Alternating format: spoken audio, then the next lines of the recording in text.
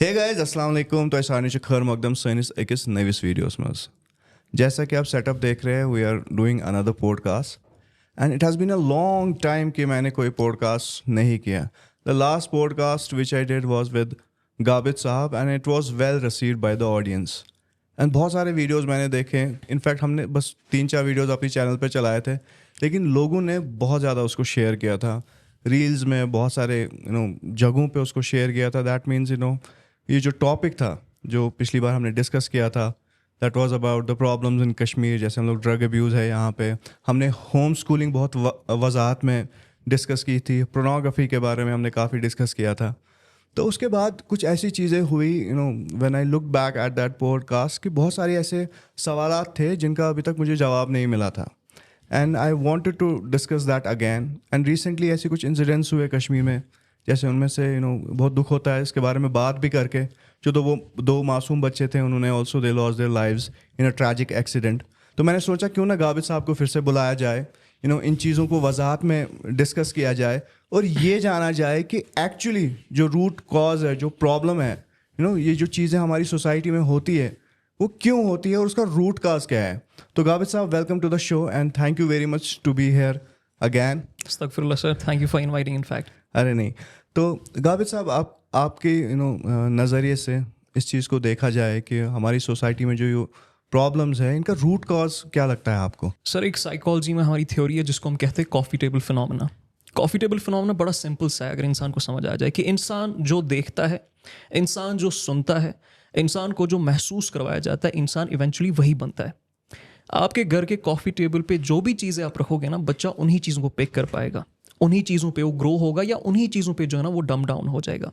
इमाद आज जो कुछ भी है, जिस भी तरह से है, उसका बहुत बड़ा जो शेयर है ना वो इमाद के घर में जो कॉफ़ी टेबल था उस पे जाता है। अब ये कॉफ़ी टेबल अगर अपराइट नहीं होता है, ये इंटेलेक्चुअली साउंड नहीं होता है, ये मॉरली साउंड नहीं होता है, तो बच्चा आगे जाके बर्बाद हो जाएगा। और यही कॉफ़ी टेबल अगर अपराइट रहे, यही कॉफ़ी टेबल अगर इंटेलेक्चुअली साउंड रहे, तो बच्चा जो ना आबाद हो जाएगा। मैंने आपको लास्ट टाइम भी कहा, मैं फिर से कह रहा हूँ और मैं 1000 बार कहने के लिए तैयार हूँ। अल्लाह कुरान में कहते हैं बर बर के, सूरह यूनुस भी उठा दे आप, अल्लाह कहते हैं मैं लीडर को भेजता हूँ जिसको दुनिया के मामलात को चलाने के लिए मैं वहाँ पर उस नहज पे रखना चाहता हूँ। इसको बर्बाद करने वाला यही कॉफ़ी टेबल होता है और इसको आबाद करने वाला भी यही कॉफ़ी टेबल होता है। और इसी कॉफ़ी टेबल के जो 2 मेजर फैक्टर्स अभी हमारी सोसाइटी में ना, प्राइमरी पेरेंट्स और सेकंड हमारा एजुकेशन सिस्टम जो बच्चों को ट्रेन कर रहा है। तो obviously it's because of these things. I mean it's very tragic, my sympathies with those parents, but और मैं समझ भी सकता हूँ कि जो वो अभी जिस फेज़ के थ्रू जा रहे होंगे, इट्स अनइमेजिनेबल। आप और मैं मिलके महसूस भी नहीं कर सकते। उसी इंसिडेंट को, I am really sorry to even discuss this, बहुत ही ट्रैजिक चीज़ थी और इसको बार बार लाना, I don't feel it is right, but it's very important also कि इन चीज़ों को भी डिस्कस किया जाए, क्योंकि ये हमारी जो सोसाइटी होता है, ये जो हादसात होते हैं उनका आईना होता है। ट्रू कि ये चीज़ें कल भी हो सकती है। I myself am an parent, कि कल को जब मैं सोचता हूँ कि मेरा बच्चा बड़ा हो जाएगा, ही रीच एन एज ऑफ 15-16, तो मे बी कल को वो भी डिमांड करेगा कि पापा I just want to drive a car, मेरे दोस्त गाड़ियाँ चला रहे हैं तो मैं भी चलाना चाहता हूँ। एंड इनफैक्ट आई नो उनके पास लाइसेंस भी नहीं है। तो ये मैं जानता हूँ कि ये चीज़ गलत है, फिर भी मैं अपने बच्चों को ये चीज़ अलाउ करता हूँ और उनको उस रिस्क में डाल देता हूँ, जिसका रिजल्ट हम कभी कभी इन हादसों से भी देखते हैं। तो यहाँ पे मैं जानना चाहता हूँ कि पेरेंटिंग का कितना इसमें फॉल्ट है, कितना रोल है कि ये चीज़ें हम लोग अवॉइड भी कर सकते हैं लेकिन नहीं हो पाती। इंसान का बच्चों जो है ना, वो एक बहुत सेल्फिश क्रिएचर होता है, बहुत सेल्फिश क्रिएचर होता है। आप बचपन से ही अगर उसको पढ़ना स्टार्ट करें, उसको ऑब्जर्व करना स्टार्ट करें, वो हद से भी ज़्यादा सेल्फिश होता है, क्योंकि प्री मैच्योर बॉर्न होता है, उसकी वो सर्वाइवल के लिए बहुत इंपॉर्टेंट होता है। इस सेल्फिशनेस को निकालना ये एक पेरेंट का फ़र्ज़ होता है एक बच्चे पे। अगर कोई एहसान आप अपने बच्चे पे कर सकते हो ना, वो है इसकी जो ये सेल्फिश नेचर होती है, एनिमल इंस्टिंक्ट्स होती है, इसको निकाल के या इनको रेगुलेट करके उसको लीडरशिप एबिलिटीज़ में डाल दे, डिसीजन मेकिंग में, एम्पैथी में, क्रिटिकल थिंकिंग में, इमोशनली साउंड उसको बनाए।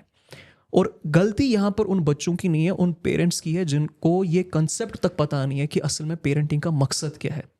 उनको पता भी नहीं है कायनात की जो फलाह है, कायनात की जो बर्बादी है, वो सारी की सारी इस फैमिली सिस्टम पे डिपेंडेंट होती है। और इतना ईज आउट उसको ले लेते हैं या इतना वो इग्नोरेंट होते हैं इस बारे में कि हमारे सामने वो रिजल्ट्स है. I mean it's very heartbreaking to and talk about it, to be very honest. But हकीकत ये है कि गलती यहाँ पर पेरेंट्स की ही है. बच्चा वही बनता है जो पेरेंट्स उसको या तो बनाना चाहते हैं, या तो ये होता है पेरेंट्स कभी इस बारे में सोचते भी नहीं है कि बच्चे को किस तरह से बनाना है, और वो बच्चा कहीं और से इन्फ्लुएंस ले रहा होता है. और कितना मतलब मुश्किल है, how difficult it is as a parent to say no. पहले तो एक कंसेप्ट समझ लें बच्चे की डेवलपमेंट के बारे में कि आपका बच्चा जब अपना सेल्फिश नेचर दिखा रहा है ना, बच्चा रो रहा है बचपन से, बच्चा तंग कर रहा है, परेशान हो रहा है, जिद कर रहा है, तो जो चीज़ आप उसको दे दोगे ना, वो उसकी साइकोलॉजी में प्राइम इन हो जाएगी, इन द सेंस कि वो अगली बार भी या तो वैसी चीज़ या तो उससे बढ़कर चीज़ मांगेगा. तो इस चीज़ को अगर आपको टैप करना आ गया ना, उसकी सेल्फिशनेस को रेगुलेट करना, उसकी ज़िद को रेगुलेट करना विद द राइट थिंग्स, तो आगे जाके बहुत आसान होता है. आपको कुछ ज़्यादा करने की ज़रूरत नहीं है, पहले 12 साल में ही आप सारा काम कर दोगे. I shared a survey with you last time, एक स्टडी जहाँ पर दुनिया के बहुत बड़े बड़े लीडर्स जो अमेजिंगली सक्सेसफुल रहे अपने करियर्स में, उनको स्टडी करने की कोशिश की गई थी. एंड दे फाउंड आउट कि एक ऐसा फैक्टर है जो इनको बहुत ज़्यादा आउटराइट बना देता है, बहुत ज़्यादा उनको आगे डालता है as compare to any other factor. और वो फैक्टर क्या है कि इन लोगों में ऑक्सीटोसिन की levels as compare to the general masses बहुत ज़्यादा थी. और ये आती कहाँ से ऑक्सीटोसिन की लेवल्स? ये आती है आपके घर से, खासकर आपकी माँ से. और ऑक्सीटोसिन करता क्या है? ये सैक्रिफाइस का हार्मोन है, ये लव का हार्मोन है, ये सेल्फलेसनेस का हार्मोन है. और इंसान अपनी प्राइम में तभी आता है जब किसी काम को या अपनी ज़िंदगी को ऑक्सीटोसिन के लेवल पे मेंटेन करता है. अब हम बात करें स्कूलिंग की, a very important thing in the lives of children. Schools का कितना रोल है इसमें, कि कितनी इम्पोर्टेंस है कि बच्चे तो स्कूलिंग ले ही रहे हैं, लेकिन आपको ऐसा नहीं लगता कि पेरेंट्स को भी, नए जो आज के ज़माने के पेरेंट्स हैं, उनको भी काउंसलिंग की ज़रूरत है? पेरेंट्स ही को पहले काउंसलिंग की ज़रूरत है. अगर मैं आपके सामने एक ऐसी मशीन डालता हूँ जो कि जिसको आप किसी भी नहज पे लेके जा सकते हो, आप उसको कुछ भी बना सकते हो, उसकी IQ लेवल्स को, उसकी EQ लेवल्स को, कॉग्निटिव एबिलिटीज़ को जो कि IQ के साथ एसोसिएटेड है, उसको बहुत ज़्यादा हद तक इंप्रूव कर सकते हो. लेकिन अगर उसकी बायोलॉजी, साइकोलॉजी या उसका फ़लसफ़ा ही उस कंसेप्ट का आपको पता नहीं है ना, तो असल में जालिम वो पेरेंट्स है. Right, so that is very important here.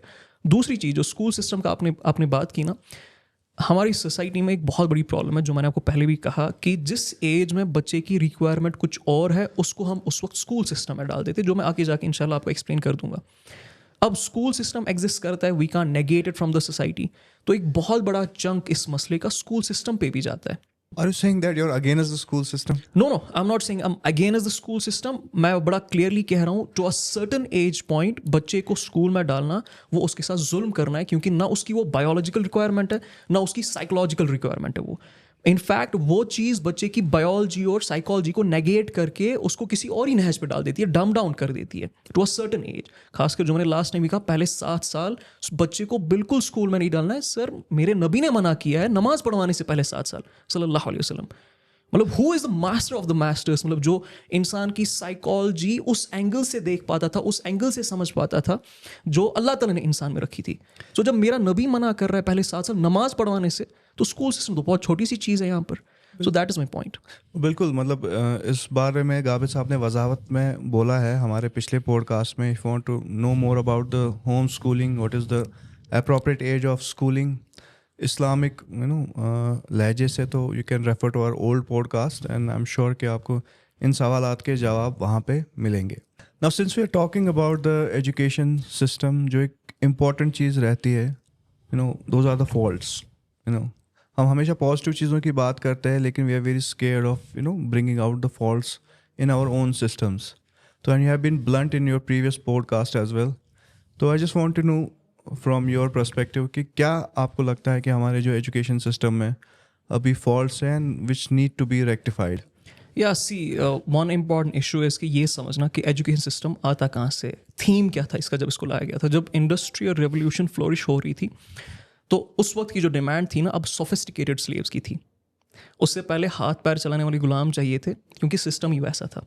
Right, लेकिन इंडस्ट्रियल रेवोल्यूशन के आने के बाद यू नीडेड स्लेव्स जो थोड़ा बहुत सोच सकते हैं, थोड़ा बहुत स्किलफुल हो सकते हैं, आई मीन सोफिस्टिकेटेड स्लेव्स.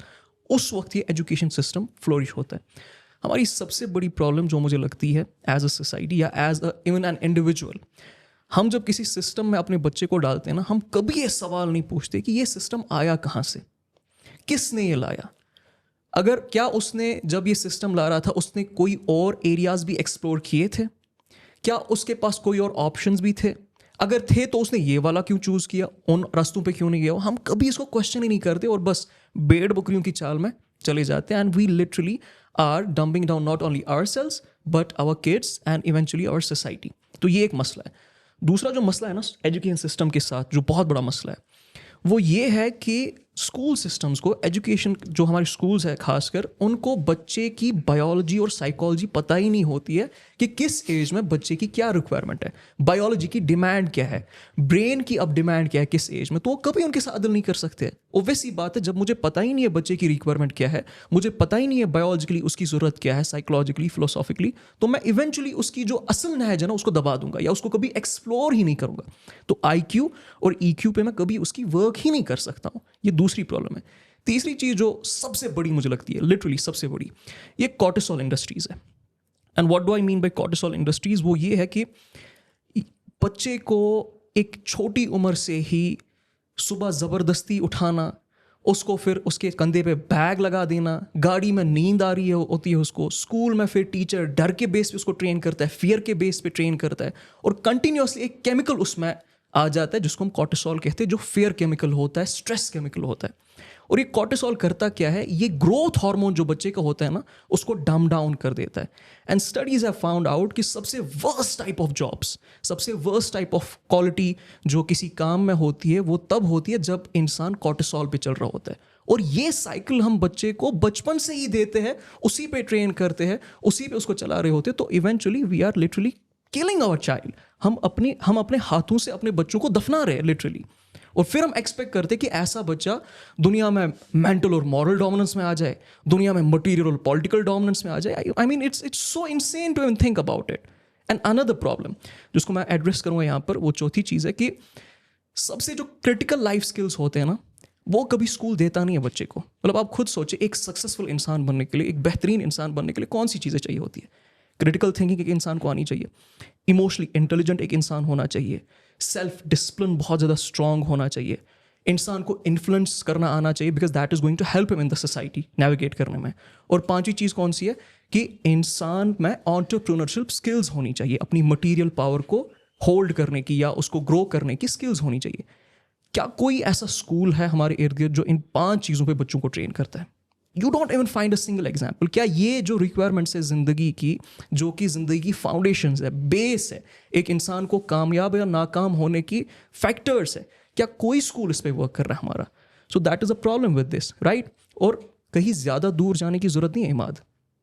हमें सोशल मीडिया या स्टडीज़ या रिसर्च पेपर्स में ज़्यादा पढ़ने की ज़रूरत नहीं है। अपने घरों में आप देख लीजिए कि किस लेवल के बच्चे हैं drug culture, pornographic culture, trauma, depression, unemployment, family issues.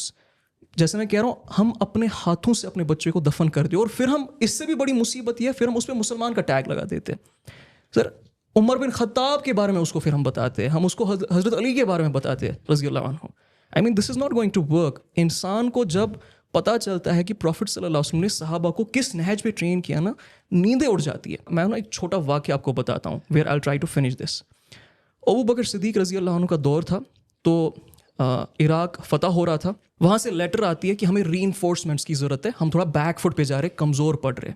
Alright, Abu बकर जो है ना वो एक इंसान को वहाँ पर भेजते, सिर्फ अलक़ौक़ा इब्न तमीमी। साहबा परेशान हो जाते, बोलते यार वो लोग रीइंफोर्समेंट्स मांग रहे हैं, वो लोग जो है ना उनको वो बैकफुट पे जा रहे हैं और आप एक शख्स को भेज रहे हो। अबू बकर उनको बोलते कि जिस यूनिट का हिस्सा अलक़ौक़ा इब्न तमीमी होता है ना, वो यूनिट कभी नहीं हारती है। सोचे ज़रा, एक स्टैंडर्ड क्या था मुसलमान का जिस पे नबी करीम सल्लल्लाहु अलैहि वसल्लम ने ट्रेन किया, वो नहज क्या है जो अल्लाह ने बोला कि मैं लीडर्स को भेजता हूँ लीडरशिप क्राइटेरिया के लिए।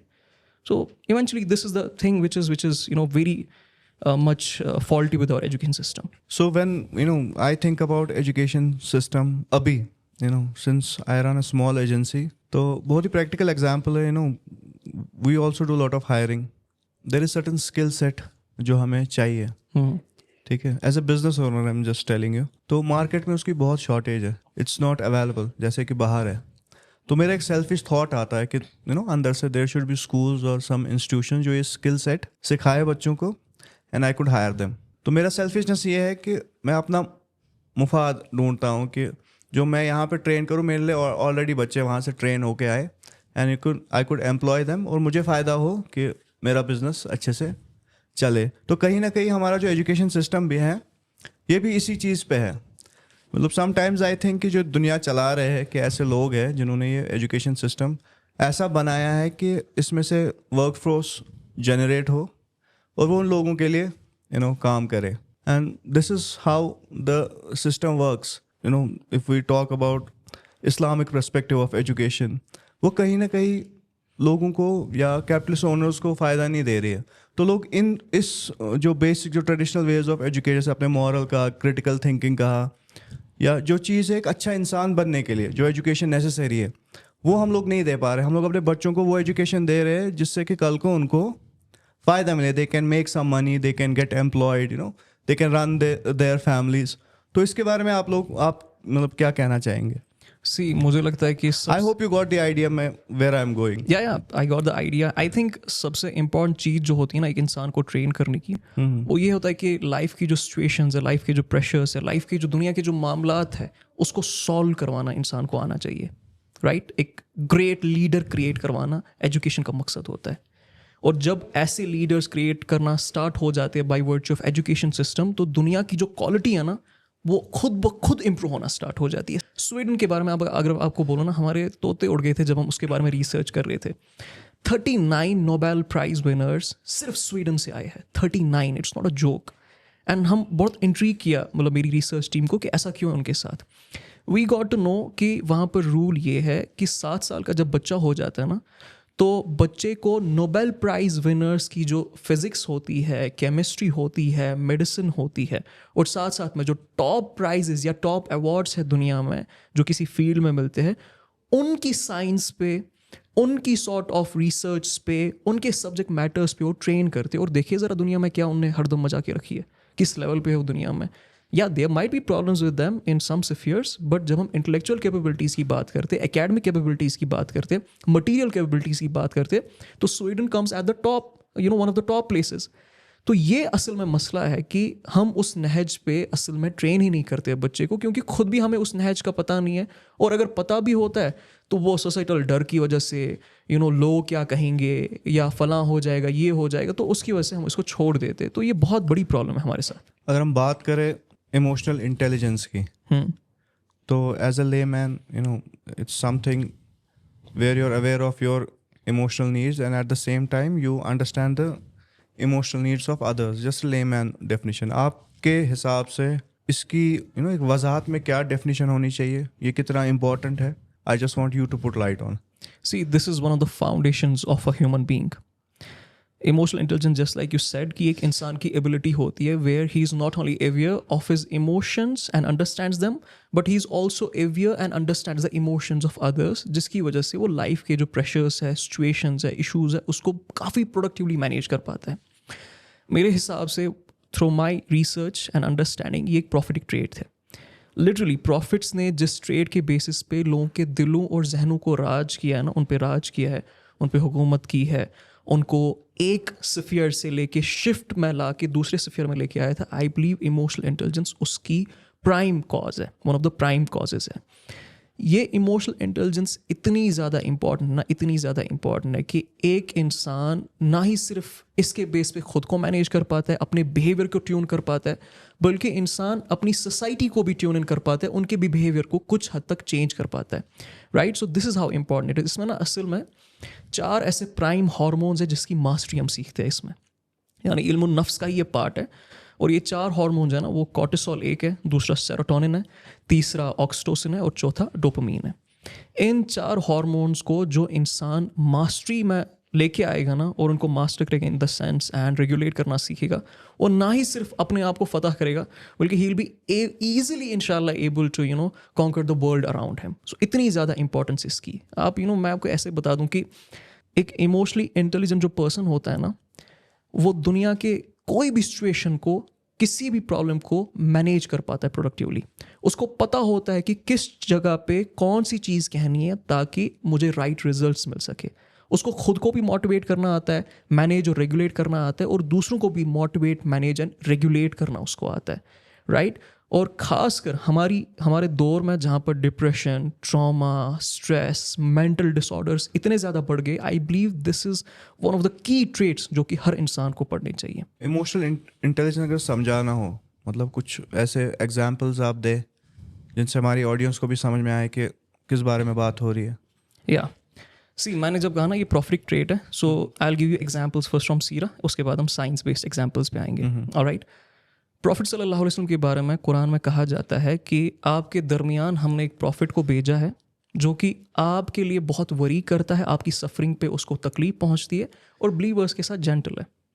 दूसरी जगह पे प्रॉफिट सल्लल्लाहु अलैहि वसल्लम के बारे में कहा जाता है कि ए नबी, अगर तुम इन पे हार्श हार्टेड होते, सख्त होते, तो ये आपसे दूर हो जाते। ये छोटी छोटी एग्जाम्पल्स है जो हमें बताती है किस तरह से प्रॉफिट सल्लल्लाहु अलैहि वसल्लम की इमोशनल इंटेलिजेंस को ट्रेन किया जा रहा था अल्लाह ताला की तरफ से। मैं एक आपको वाकया बताता हूँ जिसकी वजह से आपको समझ आएगा कि कितना बड़ा मसला है। मक्का के दौर में एक रेसलर होता था जो बहुत फेमस था वहाँ पर, पूरे अरेबियन पेनिनसुल में बहुत फेमस था। उसका नाम था रुकाना। रुकाना एक बार गली से जा रहा है, प्रॉफिट सल्लल्लाहु अलैहि वसल्लम सामने से आ रहे हैं, और उस वक्त प्रॉफिट सल्लल्लाहु अलैहि वसल्लम की इमेज आपको पता है अरब में कैसी थी मक्का के पहले सालों में। तो रुकाना अपनी गली चेंज कर लेता है। प्रॉफिट सल्लल्लाहु अलैहि वसल्लम जब देखते हैं कि वो गली चेंज करता है, प्रॉफिट सल्लल्लाहु अलैहि वसल्लम उसको रोकते हैं और उसको बोलते हैं, डू यू नो मी? तो वो कहते हैं, हाँ, यू आर मोहम्मद। तो प्रॉफिट सल्लल्लाहु अलैहि वसल्लम उसको बोलते हैं कि Rukana, let's go for a duel. चलो एक हाथ कर देते, और अगर मैं जीत गया तुम इस्लाम कबूल करोगे, अगर तुम जीत गए तो जो तुम बोलोगे वो मैं कर लूँगा। रुकाना शौक हो जाता है कि मैं अरबिया का प्राइम रेसलर, मैं सबसे फेमस यहाँ का एक पहलवान, and Mohammed all of a sudden सल्लल्लाहु अलैहि वसल्लम कम्स और कहते हैं मुझे आपके साथ ड्यूल करना है, और इस कॉन्फिडेंस के साथ अब मक्का के लोग बड़े एक्साइट हो जाते हैं क्योंकि ऑलरेडी प्रॉफिट सल्लल्लाहु अलैहि वसल्लम के खिलाफ एक खुंदस थी, राइट। महफिल एक पूरा वो अखाड़ा बनता है एंड ऑल। प्रॉफिट सल्लल्लाहु अलैहि वसल्लम और रुकाना आपस में ड्यूल करना स्टार्ट करते हैं। पहले ही मूव में जब रुकाना अपना स्टार्ट करता है, प्रॉफिट सल्लल्लाहु अलैहि वसल्लम उसको उठा के पिछाड़ देते हैं। रुकाना नीचे, प्रॉफिट सल्लल्लाहु अलैहि वसल्लम ऊपर, और प्रॉफिट सल्लल्लाहु अलैहि वसल्लम हंस रहे। रुकाना ने बहाने बनाए कि नहीं मेरा पैर फिसल गया, मैं रेडी नहीं था, फिर से एक बार करते। दूसरी बार ड्यूल स्टार्ट होता है, वो पहला मूव करता है, प्रॉफिट सल्लल्लाहु अलैहि वसल्लम उसको हाथ में उठा के पिछाड़ देते हैं। रुकाना शॉक हो जाते, वो कहते हैं नहीं, और कसम खाते अगर आपने तीसरी बार मुझे हराया तो मैं जो आप कहोगे मैं मान जाऊंगा। तीसरे मूव में भी जब रुकाना आता है तो फिर से प्रॉफिट सल्लल्लाहु अलैहि वसल्लम उसको with in a single second उठा के पिछाड़ देते, एंड रुकाना उठ के शहादत देते और कहता है कि ये स्ट्रेंथ सिर्फ और सिर्फ एक प्रॉफिट में हो सकती है who is being backed by God, और वो इस्लाम कबूल करता है। What I am trying to say here is कि सोचे ज़रा किस लेवल पे प्रॉफिट सल्लल्लाहु अलैहि वसल्लम को इंसान की नफ्सियात के बारे में मालूम था, इमोशनली इंटेलिजेंट थे कि जिस इंसान की जो रिक्वायरमेंट है या जिस इंसान का जो फील्ड है उसके हिसाब से उसको टैप करेंगे so that you are able to put him in the right direction. इतनी इंपॉर्टेंट होती है इमोशनल इंटेलिजेंस। और सिर्फ इतना ही नहीं, बल्कि toughest of the toughest situations में जो प्रॉफिट सल्लल्लाहु अलैहि वसल्लम को फेस करनी पड़ी है, जो सहाबा को फेस करनी पड़ी है, वहाँ पर खुद को मैनेज करने में भी हमें इमोशनल इंटेलिजेंस ही दिखती है। एक बड़ा इंपॉर्टेंट वाक़या है, जब प्रॉफिट सल्लल्लाहु अलैहि वसल्लम के विसाल के बाद बनु साइदा के कोर्टयार्ड में एक सॉर्ट ऑफ डिस्कशन चल रहा था कि अब लीडर किसको अपॉइंट करे, और एक बहुत बड़ा मसला आने वाला था उम्मत पे। तो अबू बकर ने जिस तरह से वहाँ पर अंसार को जो है ना मैनेज किया ना, और उनको जो जुमले बोले उनकी तारीफ़ करके, फिर उनको जब उस जुमरे में लाया, वो कॉर्टिसोल की लेवल या टेंशन की लेवल्स कम करवाई, और उनको उसके बाद सॉर्ट ऑफ एक नहज पे लाया जहाँ पर उनको याद दिलाया प्रॉफिट सल्लल्लाहु अलैहि वसल्लम की हदीस के बारे में about the leadership of Arabs. तो वो भी एक प्राइम एग्जाम्पल है किस तरह से आप इमोशनली इंटेलिजेंट, कितनी इंपॉर्टेंट इमोशनल इंटेलिजेंस है। तो ये तो कुछ सीरा से एग्जाम्पल्स है। डेली लाइफ की एग्जाम्पल ऐसी है कि हम देखते हैं कि एक लड़का या एक बच्चा एकेडमिकली उतना ज़्यादा स्ट्रांग नहीं होता है, टॉपर नहीं होता है, लेकिन वो दुनिया की जो सिचुएशंस है, दुनिया के जो मामला है, उनको बड़ा ज़बरदस्त तरीके से मैनेज कर पाता है। स्ट्रीट स्मार्टनेस होती है उसकी, and he tends to be more successful in his life in whatever he does as compare जो टॉपर्स जो छोटी छोटी चीज़ों पर चिढ़ जाते हैं, परेशान हो जाते हैं, एनजाइटी में आ जाते हैं, डिप्रेशन में चले जाते हैं। ये स्ट्रीट स्मार्टनेस भी एक इंसान में इमोशनल इंटेलिजेंस की वजह से होती है। where he's able to understand his self or herself, and then he's able to manage it in such a way कि productivity भी peak पे जाती है, अपना highest self की तरफ इंसान जो है ना वो drive create हो जाती है. बहुत अच्छे से आपने समझाया इसको. Now I just want to understand we as parents, हम लोग क्या ऐसा कर सकते हैं या कौन सी चेंजेस हम लोग ला सकते हैं पेरेंटिंग में या होम स्कूलिंग में जिससे फ़ायदा हो टू आवर चिल्ड्रन, या जिसे चाइल्ड डेवलपमेंट कहते हैं, उसको हम किस तरीके से बेहतर कर सकते हैं. मैंने पहले भी कंसेप्ट दिया, मैं अब भी कंसेप्ट दे रहा हूँ कि जितने भी अभी स्टडी सामने आ रही है, जो मैं पढ़ पा रहा हूँ या जो पैटर्न्स हम सीख रहे हैं रिसर्च करके, उससे ये पता चलता है कि अगर आपको बच्चे की बेहतरी करनी है ना, बच्चे पे लिटरली मैं कह रहा हूँ एहसान करना है ना, वो पहले ही 12-13 साल में आपको कर देना है. एंड उसके लिए organic parenting is the solution, या जिसको हम होम स्कूलिंग के नाम से भी जानते हैं. अब मैं ये क्यों कह रहा हूँ, पहले तो कंसेप्ट समझ ले, होम स्कूलिंग या ऑर्गेनिक पेरेंटिंग का मसला क्या है. ये चीज़ एक कंसेप्ट से स्टार्ट होती है जहाँ पर एक इंसान को समझ आता है कि पहले 12 साल एक बच्चे की ज़िंदगी में साइकोलॉजिकली, बायोलॉजिकली और फिलोसॉफिकली भी सबसे इम्पॉर्टेंट साल होते हैं, और जो बेहतरी आएगी इन्हीं 12 साल में आएगी. और ये एक मोड ऑफ एजुकेशन फिर बन जाता है या ट्रेनिंग मैनुअल बन जाता है which is alternative to the traditional system, जहाँ पर बच्चे को इस लेवल पे ट्रेन किया जा सकता है that he is 10 years about the current regular system, जहाँ पर डाइवर्स करिकुलम के साथ, टेलर्ड एनवायरनमेंट के साथ बच्चे को वो चीज़ें दी जा सकती है जिस पे उसकी जो है ना वो इवेंचुअली फला होने वाली है और इवेंचुअली सोसाइटी की भी फला होने वाली है. तो ये असल में जो है ना ये हमने सोल्यूशन पाया है which is very important. And there have been some studies recently जिसके थ्रू पता चल रहा है कि जो होम स्कूलिंग वाले बच्चे हैं ना या ऑर्गेनिक पेरेंटिंग वाले बच्चे हैं ना, वो रेगुलर स्कूल वाले जो बच्चे हैं ना उनसे 10 से 25% ज़्यादा स्कोर कर रहे हैं टेस्ट में और GPAs में. और सिर्फ इतना नहीं, आईवी लीग के कॉलेज, हार्वर्ड यूनिवर्सिटी ढूंढ रही है होम स्कूलिंग वाले बच्चों को, because they are build out of passion and not cortisol. उनको ढूंढ रही है कि उनको हम एडमिशन दें, वो हमारे साथ रिसर्च करें, क्योंकि उनकी प्रोडक्टिविटी, उनकी क्वालिटी वो बहुत ज़्यादा स्ट्रॉन्ग होती है एज कम्पेयर टू एनीथिंग जो कि एक बच्चे की दरकार भी है. Now you talked about something very important which is child development. Before we go to child development, there is one important thing जो मुझे incident याद आया and I just want to discuss that. मुझे नहीं पता कितना relevant है, but there was one incident, आपको याद होगा कि मुझे एक कॉल आया था जिसमें there was one parent who was spectacle कि उसका बेटा कुछ उससे छुपा रहा है. Yeah. He called me, अब कहा गाविद साहब का नंबर दो, उससे फ़ोन करना है. तो first he discussed his problem with me, but I was unable to help him क्योंकि मुझे दोनों तरह के पहलू नहीं पता था. मैंने वो सुना जो पेरेंट ने कहा कि उसको एक फोबिया था कि वो छुपा रहा है, उसके बैग में से पैसे निकल रहे हो, कहाँ से आ रहे हैं, and his child wanted an iPhone.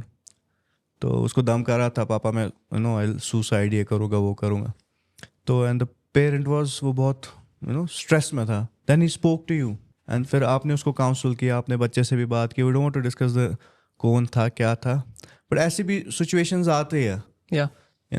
उसमें उस बारे में आप क्या कहेंगे कि कितना फ़र्क पड़ता है when we talk about child development? एक हदीस हमें मिलती है जो कि बहुत खूबसूरत है. प्रॉफेट सल्लल्लाहु अलैहि वसल्लम ने कहा, जिसने एक बच्चे को या 2 बच्चियों को मेरी नहज पे बालिग किया ना, वो मेरे साथ जन्नत में ऐसे होगा.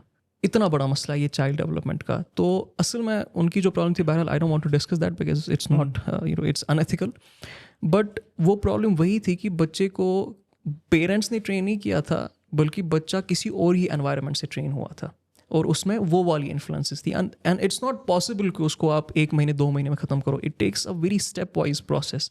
एक बच्चे की जब आपने IQ लेवल्स को डम डाउन कर दिया है, EQ लेवल्स को ख़राब कर दिया है, कॉग्निटिव एबिलिटीज़ अगर मैं सही तरीके से बोलूँ, जिसमें रीजनिंग है, एब्स्ट्रैक्ट थिंकिंग है, डिसीजन मेकिंग है, ठीक है, वो प्रॉब्लम नेविगेशन है, उसको जब आपने बिल्ड ही नहीं किया, ख़राब किया है, तो ऑब्वियस सी बात है जो उसकी इर्द गिर्द इन्फ्लुएंस होगी वो उस पर ज़्यादा वर्क करेगी as compare to any other thing. वो ज़्यादा ससेप्टेबल या वल्नरेबल है.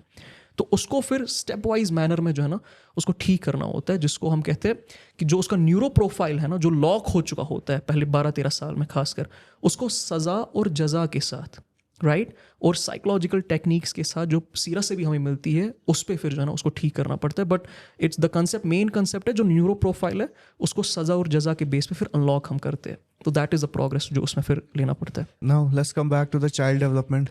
या I mean see home schooling मैं इसलिए बार बार टैप कर रहा हूँ या ऑर्गेनिक पेरेंटिंग इसलिए मैं बार बार टैप कर रहा हूँ कि यहाँ पर अब सच में जो बच्चे की नीड है ना वो आप उसको दे सकते हो. 2 साल की एज में बच्चे के ब्रेन में उसको हम कहते हैं ब्रोकाज एंड वर्निकीज एरिया वो डेवलप हो जाता है. लेफ्ट हेमिस्फीयर जो लैंग्वेज के काम आता है. और मैंने लास्ट में भी कहा एक लैंग्वेज अगर बच्चा फ्लुएंटली सीखता है ना तो उसकी IQ में 10 से 20 पॉइंट्स इंक्रीज हो सकते हैं.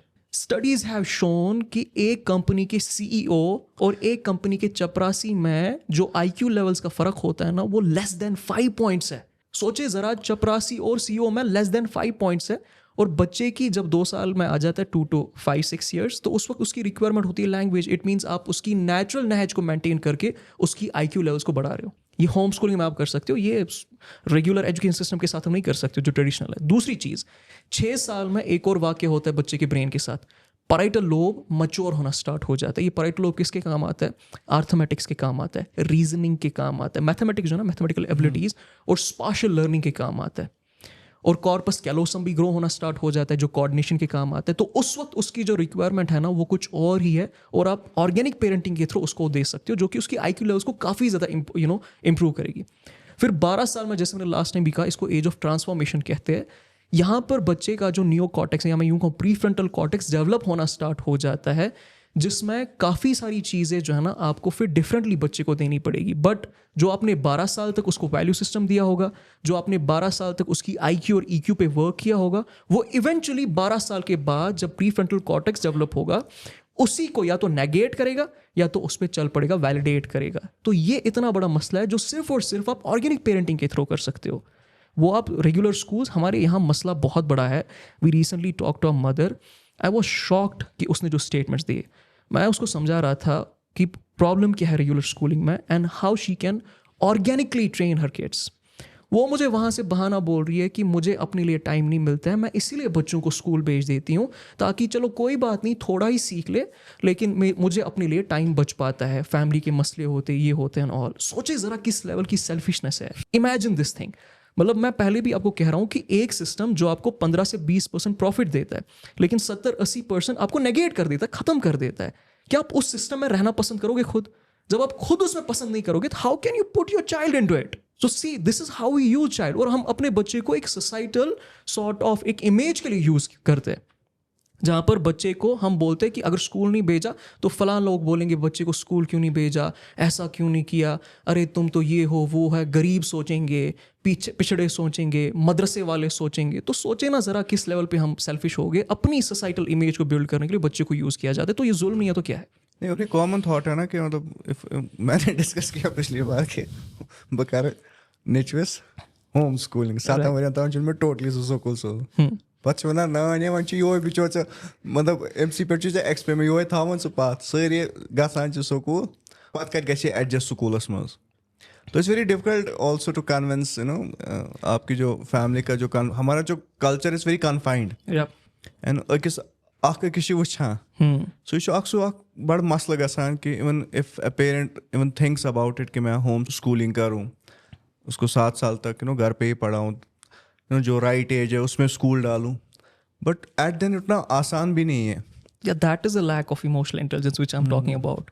यहाँ पर करेज की दरकार है. जब आपको कोई चीज़ वैलिडेट होती है ना कुरान और सीरा से और फिर साइंटिफिक डेटा भी उसको सपोर्ट करता है. हालांकि to be very honest I don't need scientific data जब मेरे कुरान और सीरा की बात आती है, मेरे नबी ने कोई बात कही सल्लल्लाहु अलैहि वसल्लम. बट स्टिल जो हमारा सोसाइटल लिंगो है उसको मैं एस्टैब्लिश करता हूँ कि जब कोई बात कुरान और सीरा से एस्टैब्लिश्ड है, उसूल है और साइंस भी उसको बैक करता है और आप उस पर फिर खड़े नहीं होते हो तो वो आपकी इमोशनल इंटेलिजेंस की कमी है, वो आपकी करेज की लेवल्स की कमी है, वो आपकी असल में जहालत है. फिर नहीं, इवन इस्लाम में भी है कि 7 साल तक बच्चे को अपने पास ही रखो, सुलाओ अपने साथ. कुछ पेरेंट्स ये भी करते हैं, उनको 2 साल बाद ही they put them in separate beds या नानी के पास सुला देते हैं, जबकि पूरा तौर पे वाज़ेह किया गया है कि 7 वरियन the child has to be very close to the parents. नमाज का बोला गया है कि 7 साल से पहले इज़ नॉट नेसेसरी, 7 साल के बाद ही can start. So that means there is a very importance in it. मैं ना आपको एक बात बताता हूँ ताकि थोड़ा ग्रेविटी बैठ सके पेरेंट्स में. I will rightly tell the parents Ibn Abbas रज़ी अल्लाह अन्हु, वो उनको बचपन से ही प्रॉफिट सल्लल्लाहु अलैहि वसल्लम ने ट्रेन किया था और उनके लिए दुआ भी किया प्रॉफिट सल्लल्लाहु अलैहि वसल्लम ने। इब्न अब्बास के दो बड़े फेमस वाक़यात हैं। इब्न अब्बास ने एक बार सहाबा से कहा कि अगर मैं सिर्फ 2 आयतों की तफसीर कर दूँ ना आपके सामने, कुफ्र कर बैठोगे।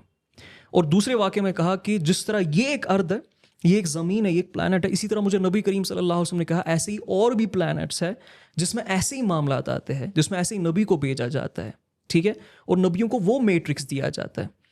सोचे ज़रा कि प्रॉफिट सल्लल्लाहु अलैहि वसल्लम की शान क्या है, ज़ात क्या है, वो किस मैट्रिक्स के लिए आते हैं। और फिर हम जैसे नाकिस लोग, हम जैसे छोटे मोटे लोग जो अपनी इसमें राय डाल देते, सोचे ज़रा वो किस लेवल पे नीची होती है। जब आपको कोई चीज़ पता चल जाती है, हक है, उसको डेटा भी बैक करता है, रिसर्च भी बैक करती है, फिर अगर मैं उसको फॉलो नहीं करता हूँ ना, वो लिटरली मेरी जहालत है, मैं उस बच्चे के साथ जुल्म कर रहा हूँ। लिटरली वो उस बच्चे के साथ जुल्म है। अल्लाह ताला एक लीडर को भेजते हैं, मैं उसको किसी और ही नहज पे डाल देता हूँ, वो फिर आगे जाके शैतान बन जाता है और फिर मैं कंप्लेन करता रहता हूँ कि मेरा घर तबाह हो गया, मेरा बच्चा तबाह हो गया, मुझे घर से निकाल दिया, मेरी सुनता नहीं है। सर ऐसा ही होगा अगर आप बच्चे की नेचुरल नहज जो है ना उस पे उसको नहीं चलाओगे, जो कि मेरे नबी ने कही है सल्लल्लाहु अलैहि वसल्लम।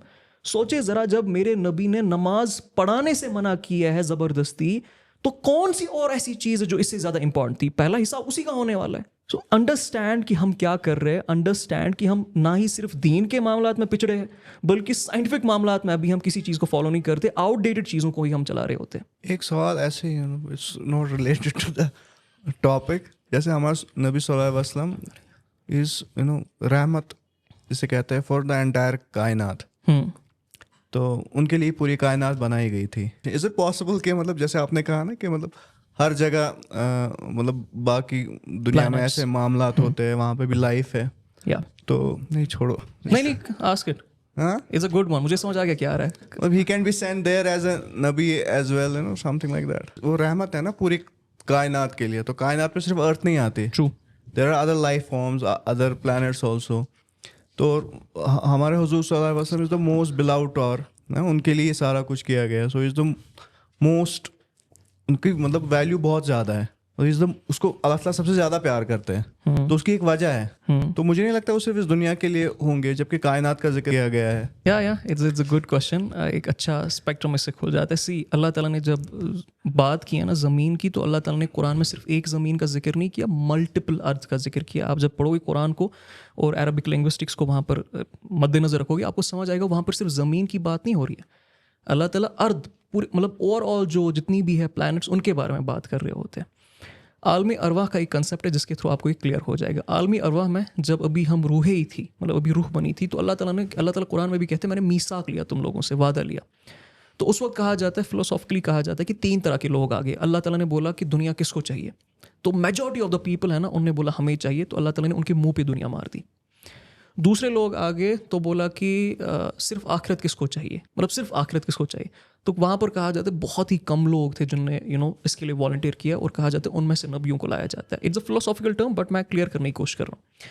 तीसरे जो लोग हैं ना, समझ ले आपके मेरे जैसे, उनको बोला गया था दुनिया भी किसको चाहिए और प्लस आखिरत में भी किसको चाहिए। हम उसमें बोलते हैं हमारे लिए, तो उसमें हमारे जैसे लोग आते हैं। अब ये जब आलमी अरवाह का मसला चल रहा है ना, अल्लाह ताला ने एक सिस्टम, एक नज़म सॉर्ट ऑफ बना के रखी थी, जिसमें अब इन रूहों को इन द मटेरियल फॉर्म भेजना पड़ेगा, यानी जिस्म में उनको डालना पड़ेगा और वह वहाँ पर काम करेंगे। तो सी, हाँ, अब वहाँ पर अल्लाह ताला उनको बयान कर रहे होते कि तुम्हारा ये मसला है, ऐसे ऐसे मामलात पे तुम होने वाले, तो कौन वॉलंटियर कर रहा है इस सिस्टम के लिए, इस सारे मामलात के लिए। तो वहाँ पर खुद कुरान में भी अल्लाह ताला जब जिक्र करते हैं ना कि अर्दैन, मतलब बहुत सारे अर्थ्स थे, प्लैनेट्स थे and all of those things, और नबी करीम सल्लल्लाहु अलैहि वसल्लम को भी रहमतुल आलमीन कहा जाता है। इब्न अब्बास कहते हैं मुझे नबी करीम सल्लल्लाहु अलैहि वसल्लम ने सिखाया कि जैसे ये अर्थ है, ऐसे और प्लैनेट्स है, वहाँ पर भी ऐसे ही मामलात आते हैं। काबल अहबर जो ताबई थे, वो कहते हैं कि 17,000, मतलब इस्लाम में जो डायमेंशन का कंसेप्ट है ना, जो इस्लामिक स्कॉलर्स ने दिया, 17-18,000 डायमेंशन है। साइंस अभी 11वीं पे ही है, 11वीं पे हम फेल हो रहे हैं।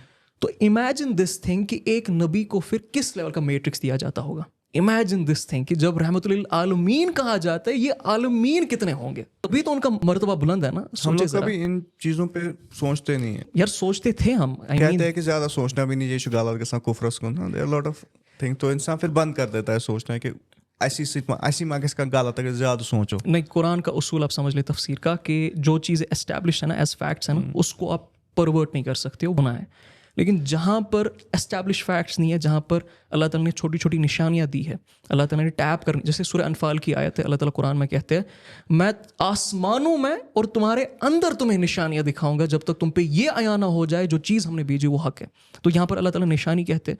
एक और जगह अल्लाह ताला फरमाते हैं कि ये दिन का रात में चेंज होना, ये मौसमों का बदलना, बहुत सारी चीज़ें, इनमें लोगों के लिए निशानी है जो अक्ल रखते हैं। तो यहाँ पर हम अपने ओपिनियंस रख सकते हैं इन सारी जगहों पे। तो मेरा ये ओपिनियन है कि नबी करीम सल्लल्लाहु अलैहि वसल्लम के बारे में जब आलमीन का लफ्ज़ यूज़ किया जाता है ना, वो सिर्फ इस अर्थ का नहीं है।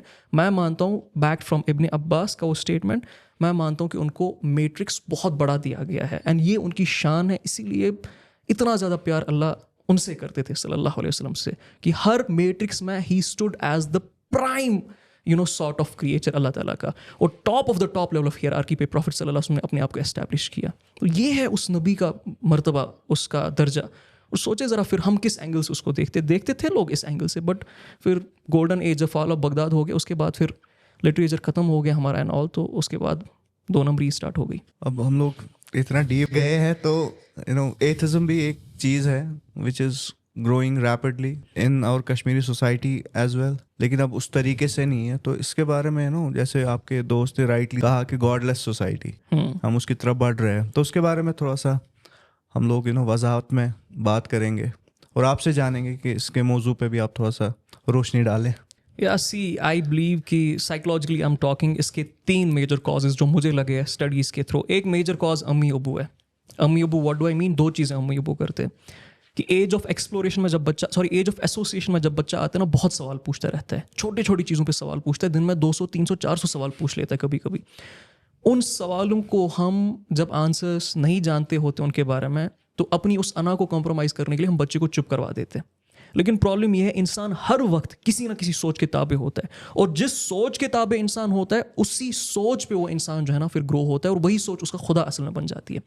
तो अगर आप उसके सवालों का जवाब नहीं दे रहे हो ना, तो ये नहीं समझेगा कि वो अब सवाल पूछना बंद कर देगा, बल्कि वो अपनी इन्फ्लुएंस अब किसी और चीज़ से ले रहा होता है। तो जो भी उसकी इन्फ्लुएंस होगी सामने जाके वही आएगा। This is one of the roots. दूसरी चीज़ है जो अम्मी अबू बहुत बड़ा गड़बड़ कर देती है कि जब बच्चा सवाल पूछता है और वो आंसर करते भी है, तो देवमलाई किस्म की आंसर देते हैं। बच्चा पूछता है बारिश कैसे होती है, क्यों होती है, क्लाइमेट्स क्यों चेंज होते हैं, वेदर्स का क्या मसला है, ठीक है, हवाओं का क्या मसला है, तो बस सब कुछ हम देवमलाई किस्म की बातों पे डाल देते, सब कुछ अल्लाह करता है। लेकिन कल को जाके जब वो साइंस के पेपर्स खोलता है, जब वो बुक्स खोलता है और इनके मैकेनिक्स को पढ़ता है, तो बच्चा लिटरली डिसोनेंस में चला जाता है। बच्चा खुद पे सवाल करना स्टार्ट कर देता है, और जब उसको रैशनैलिटी टैप करती है वहाँ पर जो मैकेनिक्स के थ्रू आती है, तो वो अपने माँ बाप के खिलाफ जाना स्टार्ट हो जाता है। माँ बाप ने जो वैल्यू सिस्टम, बिलीफ सिस्टम दिया होता है, उसके खिलाफ हो जाना स्टार्ट होता है, क्योंकि वो रैशनैलिटी पे उतर नहीं रहा होता है। तो ये एक मसला है। दूसरा मसला इसका मुझे लगा एथीज़म का जो साइकोलॉजिकली, वो ये है कि जो रिलीजियस एम्बेसडर्स हैं ना अभी हमारे, तो या तो बच्चे का उनके साथ ख़राब एक्सपीरियंस होता होगा, या दूसरी चीज़ ये है कि जिस लिंगों में बच्चे का दिल और दिमाग सेटिस्फाई किया जा सकता है ना, यानी ग्रामर में मॉर्फिक रेजोनेंस इंसान के साथ होती है हर 7-8 साल में, मतलब 1 डेकेड से कम टाइम में दिमाग में चेंज आ जाती है, मॉर्फिक रेजोनेंस होती है। मतलब ये है कि इंसान का मेंटल ग्रामर चेंज हो जाता है। इमाद जिस मेंटल ग्रामर में चीज़ों को समझता है ना, वो जनरेशन जी वाली नहीं समझ पाएंगे, उनका मेंटल ग्रामर डिफरेंट है। ये जो रिलीजियस हमारे स्कॉलर्स, एम्बेसडर्स हैं ना, इनका लिंगो इस वाली जनरेशन के साथ to the huge extent match ही नहीं होता, जिसकी वजह से ये इनके दिल और जहनों को मुतमईन नहीं कर पाते। बच्चा आज साइंटिफिकली चीज़ों को जानना चाहता है, बच्चा फिलोसॉफिकली चीज़ों को जानना चाहता है, बच्चा जो ना डीप रिसर्च के साथ, लॉजिकल पॉजिटिविज्म के साथ चीज़ों को जानना चाहता है। अब ये चीज़ें जब उसको नहीं मिलती है, तो ऑब्वियस सी बात है वो इन चीज़ों से दूर ही होगा, इन चीज़ों से तंग ही आएगा, तो वो दूर हटना स्टार्ट कर देता है। तीसरा जो मेजर कॉज है, but this is going to be very technical and I want you to stay in this with me, एक सोसाइटल प्रॉब्लम है। सोसाइटल प्रॉब्लम एक सोशल स्ट्रक्चर है। जो कौम फाते होती है ना, डोमिनेंट होती है पॉलिटिकली और मटीरियली, नेचुरली लोग उसकी तरफ, उसके फ़लसफ़े की तरफ अट्रैक्ट होते हैं, ये समझ के कि ये पॉलिटिकली भी डोमिनेंट है, ये मटीरियली भी डोमिनेंट है, तो ज़रूर इनका फ़लसफ़ा सही होगा, राइट? तो अभी जो कौम हमारी डोमिनेंट है ना पूरी दुनिया में, दैट इज़ द वेस्ट। और वेस्ट का जो फ़लसफ़ा है ना, वो एथीज़म है। हालांकि एथीज़म का उनके पॉलिटिकल और मटीरियल डोमिनेंस के साथ कोई लेना देना नहीं, उसके बाकी फैक्टर्स है, राइट? बट लोग जो कॉमन मास होते हैं ना, जो दिमाग यूज़ नहीं करते कभी भी, जो बस ऐसे बेड़ चाल की तरह चल रहे होते हैं, तो वो इस चीज़ को फॉलो करना स्टार्ट करते हैं, ट्रेंड में आ जाते हैं इस हिसाब से कि यही ठीक है क्योंकि इनके पास पावर है। तो ये बड़ा मसला हो जाता है। अगर यही कौम जो डोमिनेंट आज है ये अफ्रीका से आ रही होती और पैंथीज़म फॉलो कर रही होती, you will see mass migrations into pantheism. क्योंकि लोगों की नहज ही ऐसी है। सेरोटोनिन एक ऐसा केमिकल है जो चीज़ों को, जो अल्फाज होते हैं ना, उनको रिकग्नाइज करना स्टार्ट करता है, मेमोरीज करना स्टार्ट करता है, ये समझ के कि यही लोग सही है क्योंकि ऐसे ऐसे फैक्टर्स इनके पास है। लोग ज़्यादा सोचते नहीं है, दैट्स द ट्रूथ। सो ये एक बड़ा मसला है इस फाते का और मफतूह सिस्टम का। तो अभी जो डोमिनेंट सिस्टम है उसकी वजह से भी काफ़ी ज़्यादा इन्फ्लुएंस हो जाती है। इसीलिए सूरह अंबिया में अल्लाह ताला बहुत खूबसूरत आयत कहते हैं। अल्लाह ताला कहते हैं कि जब हमने उनकी तरफ नबियों को भेजा और हमारे नबियों ने उनको बोला कि क्या तुम अभी भी उसी सिस्टम को फॉलो करोगे हालांकि वो गलत नहज पे चल रहे, और मैं तुम्हें एक ऐसा सिस्टम दे रहा हूँ, एक ऐसी चीज़ दे रहा हूँ जो सही है, क्या तब भी तुम मेरी तरफ नहीं आओगे? तो अल्लाह ताला कहते कि वो जवाब देते कि हम तो अपनी बाप दादा की तकलीद पे ही रहेंगे, या हम जो दुनिया की ट्रेंड्स है, जो कल्चर है, उसी को फॉलो करते रहेंगे। और जैसे ही वो ये कहते थे तो अल्लाह ताला अजाब उन पे डाल देते थे, यानी सरकश हो जाते वो, तो अल्लाह ताला अजाब डालते थे। तो this is how the things are build, कि जो डोमिनेंट सिस्टम है उसकी काफ़ी ज़्यादा इन्फ्लुएंस होती है। ये 3 मेजर रीज़न है इसके। Now, before concluding this podcast, I want to ask you a question जो अभी भी मेरे जहन में आया है। हमने जो पढ़ाई की वो किताबों से की, ट्रू, ठीक है, तो हमारे लिए जो इन्फॉर्मेशन आती थी या जिस इन्फॉर्मेशन पे हम लोग बिलीव करते थे वो किताबें थी, that was the best source of information. लेकिन आज का जो ज़माना है, it is totally different from what you know we जिसमें हम लोग बड़े हुए, मे बी 30-40 ईयर्स बैक। तो अभी टेक्नोलॉजी का ज़माना है, there is lot of information available और रेडली अवेलेबल। बुक्स की उतनी इंपॉर्टेंस है नहीं। आज इंटरनेट पे ही, गूगल पे ही सब कुछ मिल जाता है, चैट जीपीटी पे कुछ भी आप सर्च कर लो आपको मिल जाता है। तो आज के दौर में बच्चों को कन्विंस करना और जो एजुकेशन का जो इम्पोर्टेंस है बहुत बढ़ जाता है, और पेरेंटिंग का भी जो एक रोल है बहुत ज़्यादा बढ़ जाता है इफ़ वी टेक एथिज्म। क्योंकि आज बच्चों को हर चीज़ अवेलेबल है। एक फ़ोन पे वो हर चीज़ का जवाब ढूंढ सकते हैं, और एआई इतना स्ट्रांग हो रहा है कि वी डोंट नो हमारे आगे 10 साल के बाद क्या होने वाला है। तो कितना इम्पोर्टेंट है आज पेरेंट्स का जो बच्चों के साथ जो उनकी पेरेंटिंग करनी है, कितना इसकी इम्पोर्टेंस कितनी है। क्योंकि आज आप समझ रहे हो मैं क्या कहना चाहता हूँ। Technology is very difficult for आगे के जनरेशन्स को गॉड में बिलीव करना, बिकॉज इंसानों ने इतनी टेक्नोलॉजी क्रिएट की है, इतनी ज़बरदस्त चीज़ें बनाई है कि आगे के बच्चों को ऐसा लगेगा कि इंसान ही सब कुछ है, हम ही लोग सब चीज़ ड्राइव कर रहे हैं, टेक्नोलॉजी एआई सब इंसान ही कंट्रोल कर रहा है। तो गॉड के कॉन्सेप्ट को बच्चों में समझाना बहुत ही मुश्किल हो जाएगा, it will be very difficult. तो what should be the steps for this? See आपका जो कॉन्सेप्ट है ना वो एक आर्ग्यूमेंट है जो एथीज भी देते हैं, जो वो देते थे नेचर के बारे में, कि नेचर को समझने के लिए, यानी नेचर के जो मसले इसको समझने के लिए हमें एक सुपर नेचुरल फोर्स की ज़रूरत नहीं है, right? Nature itself explains everything, but that's not the truth. Nature itself is a fact, पहले तो ये समझ ले आप, ठीक है? Nature itself is a design. बच्चा फियर और फैसिनेशन पे चलता है। अगर आपको इस तरह से बच्चे की तरबियत करनी आ गई ना, out of fear and fascination, जो बच्चे की नहज होती है, जहाँ पर आप उसको बिगर कंसेप्ट जो है ना उसमें डालना स्टार्ट कर दोगे, उस पर क्यूरियोसिटी बिल्ड करना स्टार्ट करोगे, तो बहुत आसान है उस बच्चे को टैप करना। Just because you have technology, just because you have different sort of advents जो अभी हुए साइंस में, इट डजेंट मीन कि now this is the end. इसके आगे भी हज़ारों चीज़ें हैं और इससे बढ़कर भी हज़ारों चीज़ें। आप सोचिए ज़रा, मेरे पास एक माइक है, मेरे पास एक हेडफोन है, सामने कैमरा है मेरे, और इसको मैं अगर आपको बता दूं इसका डिज़ाइन कितना खूबसूरत है तो आप इसकी 10 तारीफ़ें कर दोगे। अगर यही डिज़ाइन मैं नेचर का, दुनिया का बच्चे के सामने रख दूँ ना, और उसको बताऊं कि इससे 1000 गुना ज़्यादा कॉम्प्लेक्स दुनिया का मसला है, दुनिया का डिज़ाइन, इनफैक्ट दुनिया को छोड़े अपनी बायोलॉजी भी मैं बच्चे को सिखाऊँ ना इस ढंग से कि उसको मैं सिखाऊं कि जिस चीज़ की तुम तारीफ़ कर रहे हो उससे 1000 गुना ज़्यादा जो है ना वो कॉम्प्लेक्स डिज़ाइन तुम्हारे अंदर है, तो सोचे ज़रा आप बच्चे को किस लेवल पे फैसिनेट कर सकते हो on the creation of God. यानी जब आप बच्चे को ये सिखाओगे कि ये डिज़ाइन इंसान ने किया, तुम इसकी तारीफ इतनी कर रहे हो, तो वो डिज़ाइन भी तो देखो जो इससे भी ज़्यादा कॉम्प्लेक्स है। तो सोचे ज़रा गॉड की क्या इमेज, क्या आर्कीटाइप उसके दिमाग में क्रिएट हो जाएगा, किस लेवल का डिज़ाइनर गॉड है।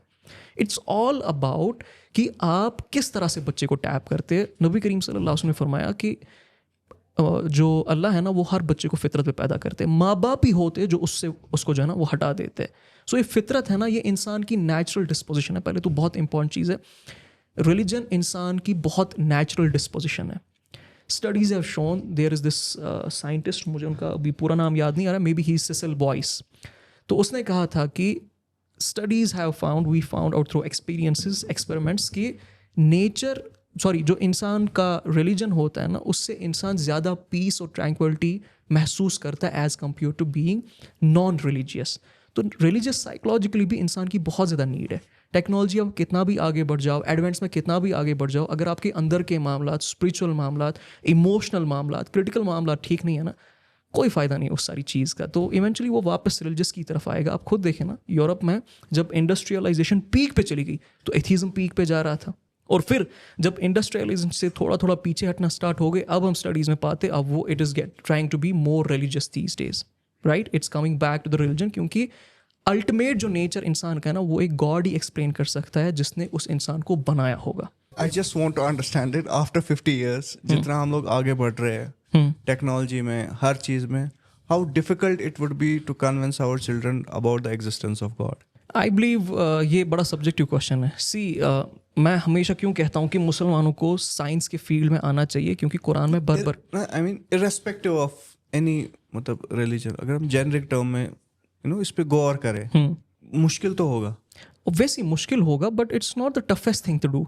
आई believe it's the easiest way to do. मैंने पहले ही कहा कि 12-13 साल में जो वैल्यू सिस्टम आपने दे दिया ना, जिस चीज़ पे आपने टैप कर दिया ना, और अगर सही ढंग से कर दिया, सही तरीके से कर दिया, तो बच्चा उसी नहज पे जाएगा। See when we talk about ना कि टेक्नोलॉजी सॉर्ट ऑफ उनको बहुत ज़्यादा फैसिनेट करेगी, बहुत मुश्किल होगा, हम असल में एक नोशन प्ले कर रहे होते हैं कि रिलीजन थोड़ा सुपरफिशियल है, डाउनग्रेड है, बैकवर्ड सॉर्ट ऑफ थिंग है।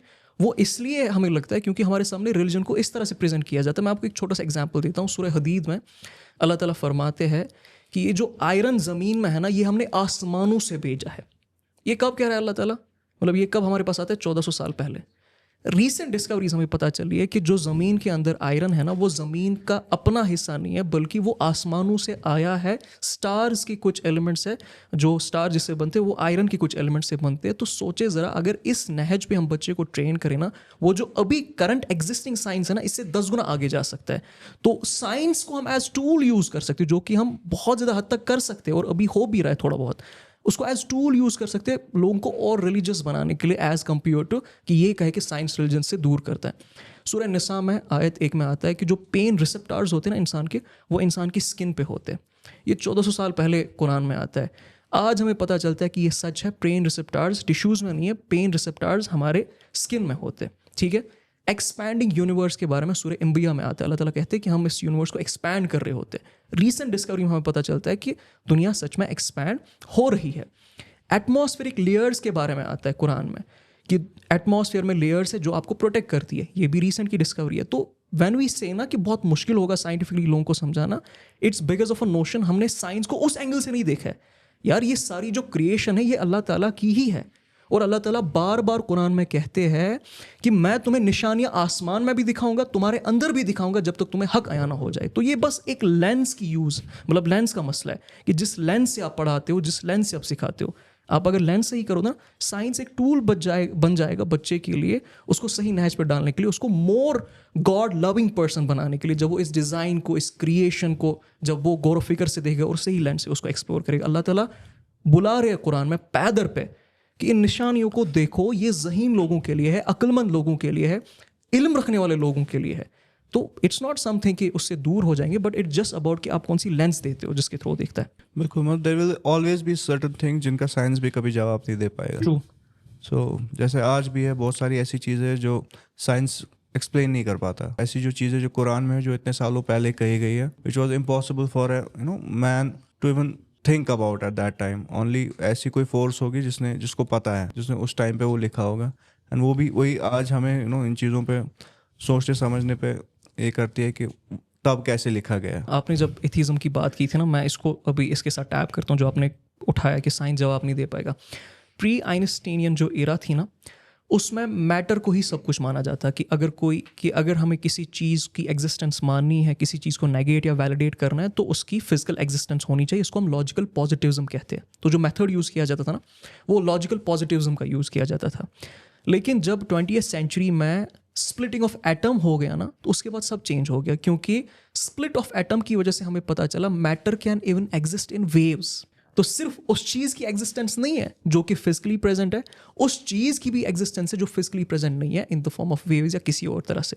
यहाँ पर साइंस ने बहुत बड़ा शिफ्ट कर दिया कि जो अभी तक सिर्फ लॉजिकल पॉजिटिविज्म को मानते थे कि जो एग्जिस्ट करता है बस वही मानेंगे, वो अब आना स्टार्ट हो गए इन्फ्रेंशियल आर्ग्यूमेंट्स पे कि इनडायरेक्ट मेथड्स भी सही तरीके हैं किसी चीज़ की तह तक पहुंचने के लिए। तो जो आपने पॉइंट टैप किया ना कि साइंस बहुत सारी चीज़ें हैं जो कबूल सॉर्ट ऑफ एक्सप्लेन नहीं कर पाएगा। फॉर एग्जाम्पल मैं आपको देता हूँ, जब मैंने नेचर का पॉइंट छेड़ा था आपके साथ, साइंस कहता है हमें गॉड की ज़रूरत नहीं है नेचर को एक्सप्लेन करने के लिए। ठीक है, मैं भी कुछ एक्सटेंट तक ये मानता हूँ कि नेचर खुद अपने आप को जब आप पढ़ते हो बताता है कि किस तरह से चीज़ें होती है, बारिश किस तरह से होती है, क्लाइमेट्स किस तरह से बदलते हैं, अर्थ में कौन से मामलात आते हैं, वॉल्केनोज किस तरह से होते हैं जो कि पहले लोग सिर्फ खुदा पे ही डाल देते थे। मैं भी इस चीज़ को मानता हूँ, to some extent it can explain, but what explains nature? अगर किसी चीज़ का कोई डिज़ाइन है तो कॉमन सेंस है उसका डिज़ाइनर भी होगा। तो nature is itself a fact rather than explanation, and nature is itself in need of explanation. So ये सारी चीज़ें जब साइंस ने देखना स्टार्ट की ना, अब साइंस धीरे धीरे आ रही है उस शिफ्ट की तरफ। अल्हम्दुलिल्लाह कई जगहों पे ऐसे रिसर्च पेपर्स मिल जाते हैं which are coming to the point of using inferential arguments as the truth also. तो रिलीजन ने लॉजिकल पॉजिटिविज्म पे, खासकर इस्लाम की मैं बात कर रहा हूँ, Quran stands on logical positivism, और कुरान इन्फरेंशियल आर्ग्यूमेंट्स पे भी खड़ा होता है अगर आप रिसर्च करें तो। गाबिद साहब मुझे ये बताइए कि अगर आप कश्मीर के लोगों को एक सिंपल तरीके से एथियज्म के बारे में बताया जाए तो कैसे बताएंगे? कोई कहानी? या देयर इज़ अ स्टोरी। एक स्कॉलर थे इस्लाम के, उनके पास जो एथीस्ट थे उस वक्त के, वो आते और उनको बोलते कि हमें आप गॉड की जो है ना वो एग्जिस्टेंस प्रूव करके दिखाओ, हम मान जाएंगे, हम कबूल कर लेंगे। वो उनको बोलते ठीक है कल आप आना इस टाइम पे। वो लोग जब कल आते हैं तो स्कॉलर वहाँ पे होता नहीं है, कुछ टाइम गुजर जाता है, स्कॉलर आते नहीं है, और ये लोग जो है ना बड़े चिढ़ जाते हैं कि यार किस लेवल का स्कॉलर है, किस लेवल की इसकी जो है ना एथिक्स है कि हमें बुलाए और खुद नहीं आ रहे। काफ़ी घंटे बीत जाते हैं और कुछ टाइम के बाद, बहुत लेट होने के बाद स्कॉलर आ जाते हैं। ये उनसे पूछते हैं आप थे कहाँ पर, इतना क्यों लेट हो गया, क्या ये आपके एथिक्स है? तो स्कॉलर उनको जवाब देते हैं कि मैं जब आ रहा था तो कुछ वाक़यात हो गए जिसकी वजह से मुझे लेट हो गया। वो बोलते हैं क्या वाक़यात हो गए? तो ये उनको जवाब में बोलते हैं कि जब मैं आ रहा था तो ज़मीन अचानक से कट गई और उसके बीच में से जो है ना वो पानी आना स्टार्ट हो गया, और फिर मैं परेशान हो गया, मैं क्या करूं, और मेरे सामने एक पेड़ था, अचानक से वो पेड़ खुद कटना स्टार्ट हो गया और उसकी जो है ना एक नाव बन गई, और उस नाव के थ्रू जो है ना मैं आपके पास आया हूँ, इसीलिए मुझे लेट हो गया। अब एथीस इस पे जो है ना वो बड़ा मजाक उनका उड़ाने लगे कि ये कैसी बात है आप करते हो, ज़मीन कैसे खुद कट सकती है, खुद कैसे उसमें से पानी आ सकता है, पेड़ कैसे खुद ब खुद एक नाव बन सकती है? तो वो स्कॉलर उनको बोलते हैं अगर ज़मीन खुद कट नहीं सकती है, उसमें खुद ही खुद पानी नहीं आ सकता है, पेड़ खुद नाव नहीं बन सकती है, तो ये जो दुनिया इससे 1000 गुना ज़्यादा कॉम्प्लेक्स है, ये खुद ब खुद कैसे आ गई? So this is my message to the masses कि इस चीज़ पे थोड़ा गौर फिक्र कीजिए, try to understand the concept. और ये ऐसा टॉपिक है ना, इस पर घंटों हम बात कर सकते हैं, but because of the time limits मैं इसको यहीं पर इख्तिताम करने की कोशिश करूँगा। Food for thought for the audience. बिल्कुल सर। अब हमने पूरा आज प्रॉब्लम्स डिस्कस कर ली, जो सारा स्ट्रक्चर है उसके बारे में हमने डिस्कस किया, जो सॉल्यूशंस है डिस्कस कर लिया। तो गाबिद साहब आप मुझे बताएं कि आप क्या कर रहे हैं इस चीज़ के रिलेटेड? कोई इनिशिएटिव है आपका, कोई ऐसा कुछ कर रहे हैं हमारी सोसाइटी के लिए जहाँ पे इन चीज़ों से आपकी जो भी आप ये एजुकेशन देते हैं उससे फ़ायदा हो? मैं जिस फलसफे में बिलीव करता हूँ ना वो ये है कि आप जिस नहज पे इंसान को ट्रेन करोगे ना, अल्टीमेटली वही प्रोडक्ट आपके घर में आ जाएगा, वही सोसाइटी में प्रोडक्ट आ जाएगा, और उसी तरह से सोसाइटी आगे चलेगी। और इट्स वेरी इंपॉर्टेंट कि आप दूसरों को भी अवेयर करो सोल्यूशंस के, और साथ साथ में जैसे अपने का खुद भी इनिशिएटिव्स लेने चाहिए। हमारा ना एक, जैसे लास्ट टाइम मैंने पॉडकास्ट में कहा था, हमारा एक एडटेक प्लेटफॉर्म आ रहा है जिसका नाम है STEM एंड सीरा एकेडमिया। तो वहाँ पर हम as per the child development, as per the requirement of a human, हम कोर्सेज लाने वाले हैं, हम वर्कशॉप्स करवाने वाले हैं, हम सेशंस करवाने वाले हैं, जहाँ पर हम बच्चे को बचपन से ही इस तरह से ट्रेन करें कि हमें 13 साल की उम्र में जिस तरह इब्न सीना लॉजिक मेडिसिन और फिलॉसफी मास्टर कर गए थे टीन एज में, जिस तरह अलकिंदी फिलॉसफर टीन एज में बन चुके थे, जिस तरह इब्न खल्दून जो है ना वो ज्यूरिस्प्रूडेंस, वो लिंग्विस्टिक्स, वो पॉलिटिक्स सीख गए थे टीन एज में, या जिस तरह हमारी अभी रिसेंट की एग्जांपल है पोलगार्ड सिस्टर्स, जिनको पता नहीं होगा पढ़ ले पोलगार्ड सिस्टर्स के बारे में और उनके आईक्यू को चेक कीजिएगा किस लेवल पे होम स्कूलिंग के बेस पे उनका आईक्यू किस लेवल पे शूट किया था उनके वालिद पोलगार्ड ने, लाज़लो पोलगार्ड ने। तो उस तरह से इंशाअल्लाह हम अपने बच्चों के लिए, अपनी सोसाइटी के लिए कुछ कोर्सेज ला रहे हैं, जिसमें लिंग्विस्टिक्स और एआई का एक डिपार्टमेंट होने वाला है इंशाअल्लाह, जिसमें दूसरा स्टेम डिपार्टमेंट होने वाला है जो 7 से 12 साल के बच्चों के लिए है, जिसमें एडवांस लेवल ऑफ साइंस, जैसे मैंने स्वीडन का बोला कि वो 7 से 12 साल तक बच्चे को नोबेल प्राइज विनिंग साइंस सिखाते हैं, तो 7 से 12 साल तक हम भी इंट्रोड्यूस करवाने वाले हैं स्टेम कोर्सेज में advance level of biology, chemistry, physics plus mathematics.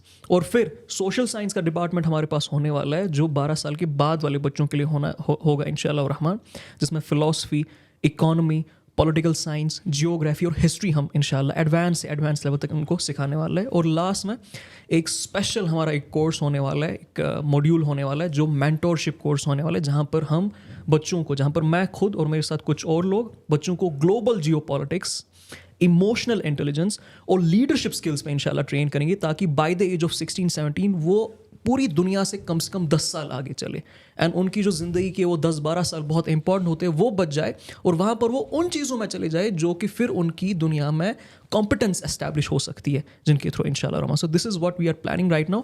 नाम है उसका स्टेम एंड सीरा एकेडमी है। उसकी लिंक्स या जिस व्हाट्सअप नंबर पे आपको उसकी डिटेल्स मिल जाएगी वो हम आपके साथ शेयर कर देंगे। यू कैन गिव देम इंशाल्लाह will be sharing the initiative soon कि कहाँ पे हो रहा है, कैसे हो रहा है, तो जो भी होगा may be A next podcast और शॉर्ट वीडियो, लेकिन आपको ज़रूर बताएंगे। तो आई होप आपको मज़ा आया इस थॉट प्रोवोकिंग पॉडकास्ट में। मुझे तो बहुत मज़ा आया, मैंने कुछ सवाल किए, सुना बहुत मैंने, एंड आई होप कि आप लोगों ने भी इसको सुना होगा। And I would request you all to share this video with other parents ताकि उनको भी ये मैसेज मिले। बस थैंक यू वेरी मच गाविद साहब, बहुत बहुत शुक्रिया। Thank you for inviting sir. अरे आई रियली अप्रिशिएट, बहुत मज़ा आया। टेक केयर, बाय बाय, अल्लाह हाफिज़। मल्टीपल प्लेटफॉर्म्स पे जाने के बाद जिस आइडिया को मैंने फिलोसॉफिकली और साइकोलॉजिकली टैप करने की कोशिश की है ना, वो ये है कि अल्लाह ताला खुद कहते हैं मैं दुनिया में एक लीडर को भेजता हूँ जो दुनिया के मामलात को चलाएगा, और हम ही वो लोग हैं जो इस बच्चे को वहाँ से हटा के किसी और ही नहज पे डाल देते, यहाँ तक कि इस लेवल की बर्बादी है कि हमारे सामने pornographic culture, drug culture, trauma, depression, unemployment और बदबख्ती आ चुकी है, 2 नंबरी आ चुकी है। और कंटिन्यूसली इस चीज़ पे मुझे टैप किया जा रहा था कि आप अपनी तरफ से कोई इनिशिएटिव ले लो। इसलिए we are about to launch an edtech platform जिसका नाम है स्टेम एंड सीरा एकेडमी। यहाँ पर अर्ली एज से बच्चे की जो साइकोलॉजिकल, फिलोसॉफिकल और बायोलॉजिकल रिक्वायरमेंट्स है ना, उसको हम टैप करने की इंशाल्लाह कोशिश करेंगे, चाहे लैंग्वेज का मामला हो, चाहे टेक का मामला हो, चाहे स्टेम कोर्सेज का मामला हो, या चाहे सोशल साइंस का मामला हो। और इसके साथ साथ इसी स्टेम एंड सीरा एकेडमी में हमारा करिकुलम एक ऐसा डिज़ाइन होने वाला है जहां पर हम बच्चों को मेंटोरशिप में भी लेने वाले हैं। We are going to teach them and help them master emotional intelligence, global geopolitics और लीडरशिप स्किल्स बचपन से ही। अब इसकी जो एज रिक्वायरमेंट है ना, वो अलग अलग कोर्सेज के लिए अलग अलग चीज़ है। फर्स्ट जो हमारी लिंग्विस्टिक्स है ना और एआई है, वो सब के लिए जो है ना वो फीजिबल है, लेकिन स्टेम कोर्सेज पर्टिकुलरली 7 से 12 साल की जो एज है, जहां पर एडवांस लेवल तक हम इंशाल्लाह बच्चे को साइंस, टेक और मैथमेटिक्स में हम लेके जाएंगे, उनके लिए 13 साल के बाद वाले जो बच्चे इसमें होंगे वो इंशाल्लाह रहमान सोशल साइंस फील्ड में आएंगे और वहाँ पर एडवांस लेवल ऑफ अपनी कॉम्पिटेंस सीखेंगे। और मेंटोरशिप का जो प्रोग्राम है ना, वो 13 से 30 साल के लोगों के लिए है, जहाँ पर उनको बहुत ज़्यादा रिगरसली इंशाल्लाह ग्लोबल जियोपॉलिटिक्स, इमोशनल इंटेलिजेंस और लीडरशिप स्किल्स पे ट्रेन करवा दिया जाएगा।